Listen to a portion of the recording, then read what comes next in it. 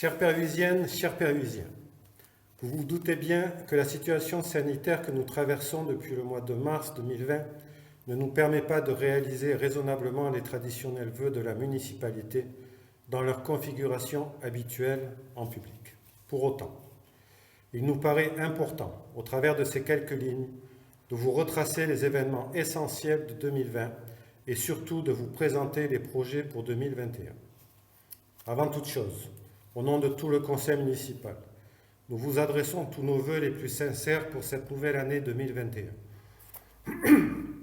Nous vous souhaitons une année d'épanouissement dans votre vie personnelle, familiale et professionnelle, et plus que jamais une excellente santé. Permettez-moi également d'avoir ensemble une pensée pour tous les parents et amis qui nous ont quittés cette année 2020, ainsi que pour leurs familles touchées par ces deuils. Incontestablement, l'année 2020 a été marquée par la pandémie de la Covid-19. Dans le dernier Péru pour tous, nous avons détaillé toutes les actions que la municipalité et le CCAS ont mises en place pour protéger, accompagner et réconforter nos administrés.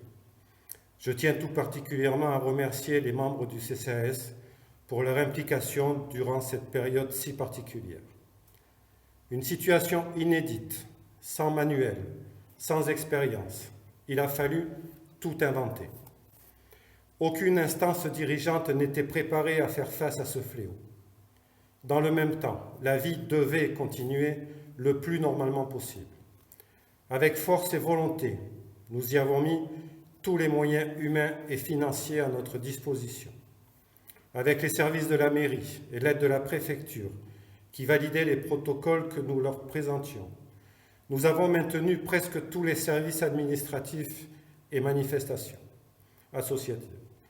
Le périscolaire, garderie, cantine, centre de loisirs, la piscine, la fête foraine du mois d'août, la fête de la musique, la journée des associations, le marché de Noël. Il nous paraissait très important de maintenir toutes ces activités pour le moral des administrés qui venaient de sortir d'un confinement compliqué psychologiquement. Notre grande satisfaction, c'est d'avoir vu se créer sur Péru un énorme élan de solidarité. Commerçants, bénévoles, voisins, amis, vous avez tous participé.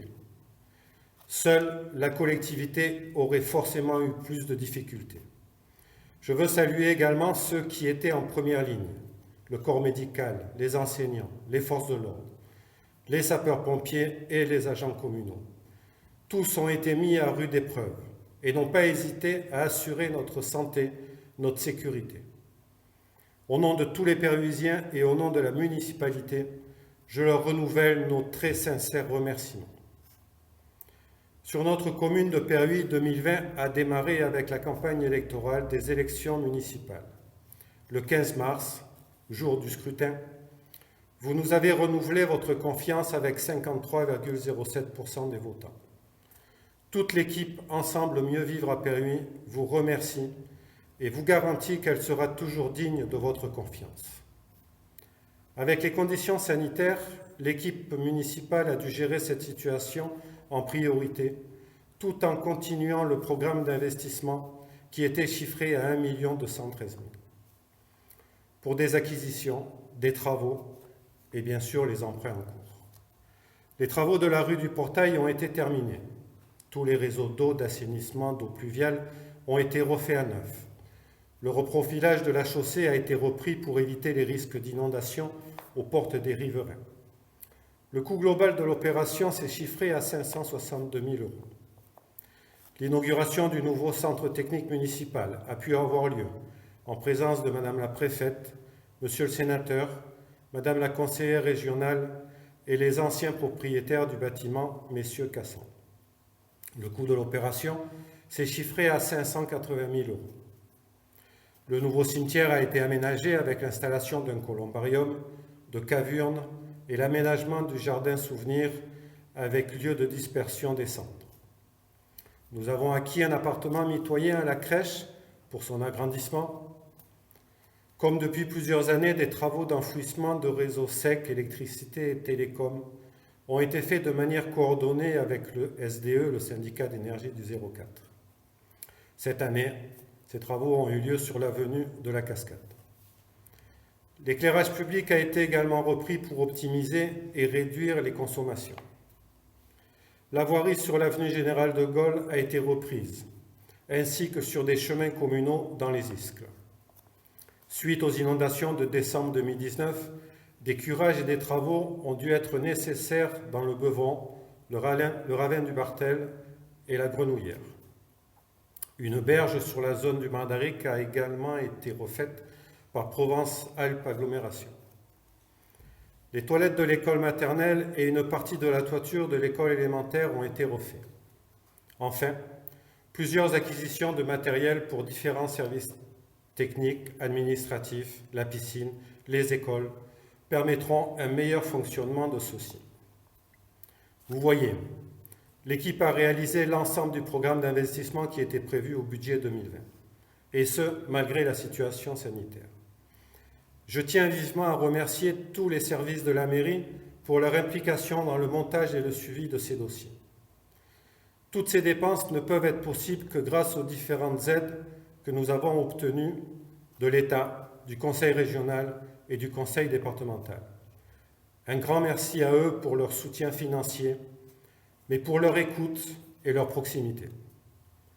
Mes remerciements et félicitations vont aussi à tous les élus qui ont impulsé les projets pour favoriser le développement de la commune et ainsi mieux vivre à Perhuis.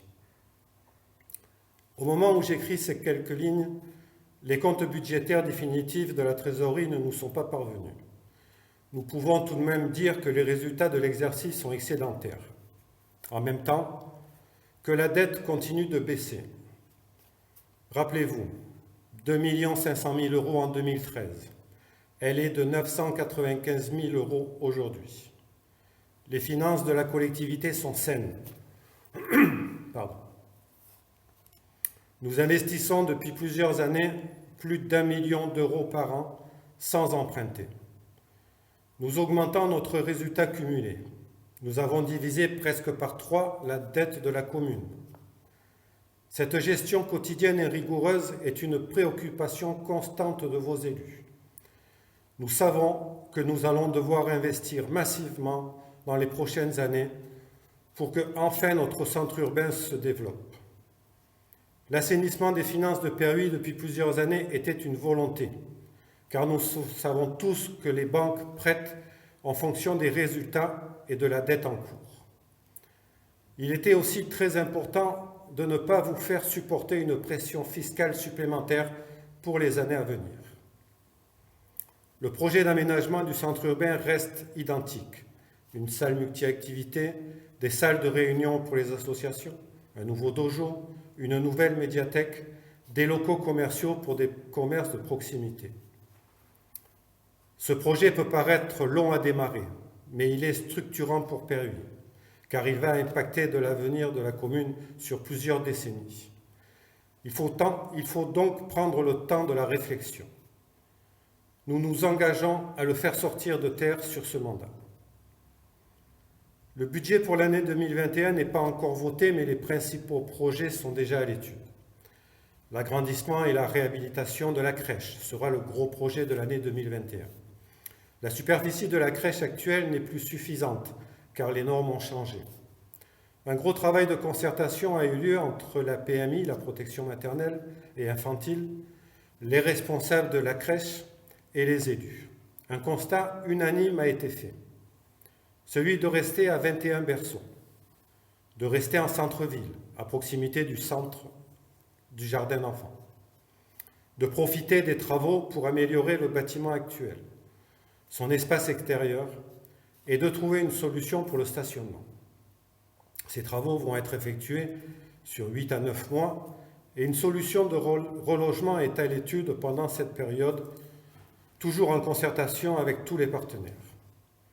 Toutes les demandes sont prises en compte dans le projet et tout particulièrement celle du stationnement. En effet, il est prévu l'acquisition de la parcelle en face de la salle des fêtes pour gérer plus facilement le stationnement lors des grosses manifestations dans cette salle et en même temps apporter une solution aux familles qui ont très rarement des places de parking devant la crèche. Par ailleurs, l'extension de la vidéoprotection va être réalisée pour permettre aux services de l'ordre de suivre le parcours des malfaiteurs pour les appréhender et de surveiller et de verbaliser les incivismes trop nombreux sur notre commune, comme les dépôts sauvages d'encombrants et les dégradations. L'aménagement du cimetière va continuer avec l'achat de columbariums et de caveaux. D'autre part, nous avons répondu à un appel à projet intitulé « Arbre en ville » du Conseil régional, permettant d'avoir des financements pour planter plusieurs arbres sur la commune. La région entend soutenir la plantation d'arbres en ville avec des essences différentes pour créer des forêts urbaines. Les dernières nouvelles du gouvernement sur l'état sanitaire de la France ne sont pas encourageantes et à l'heure où j'écris ces mots, un troisième confinement n'est pas exclu. La situation sociale, sociétale et économique est et va être compliquée encore plusieurs mois, voire années, et les conséquences vont perdurer sans doute même après la disparition de ce virus. Les aides nécessaires et indispensables apportées aux entreprises vont sans doute endetter la France sur plusieurs générations. Mon propos n'est pas de comparer l'incomparable, mais la France a montré dans le passé qu'elle a su se relever de situations encore plus ou autant dramatiques. Je fais confiance en l'être humain et aux Français. Je sais que dans des situations extrêmes, nous pouvons donner notre meilleur. Nous l'avons démontré dans notre histoire. Nous savons faire preuve de solidarité, de dévouement et de courage. Il faudra tirer les leçons et les enseignements de cette période comme nos aînés ont su le faire après des événements douloureux. Il faudra surtout le faire pour ne pas que les 70 000 victimes de la Covid-19 et que tous les sacrifices que nous avons tous faits soient vains. Je peux vous assurer que l'équipe municipale reste mobilisée et motivée pour continuer de prendre soin de ses administrés tout en continuant le développement de PRUI. J'en terminerai pour souligner l'énorme travail pendant toute cette période de l'équipe d'enseignants des deux écoles. Ils ont dû, eux aussi, innover entre les cours à distance et en présentiel et la gestion des protocoles sanitaires qui se succèdent. Grâce à leur dévouement et à leur implication personnelle, nos enfants ont pu suivre le programme scolaire et ont repris le chemin de l'école à la rentrée en toute sécurité. Je veux aussi confirmer notre total soutien auprès de nos associations qui voient leur activité à l'arrêt encore pour un certain temps. Toute l'équipe du conseil municipal se joint à moi pour vous renouveler tous nos vœux les plus sincères, des vœux de bonheur, de joie, de réussite et surtout, comme je l'ai dit, plus que jamais, une excellente santé. Tous ensemble, unissons nos forces. Prenez soin de vous et respectez les gestes barrières. Merci.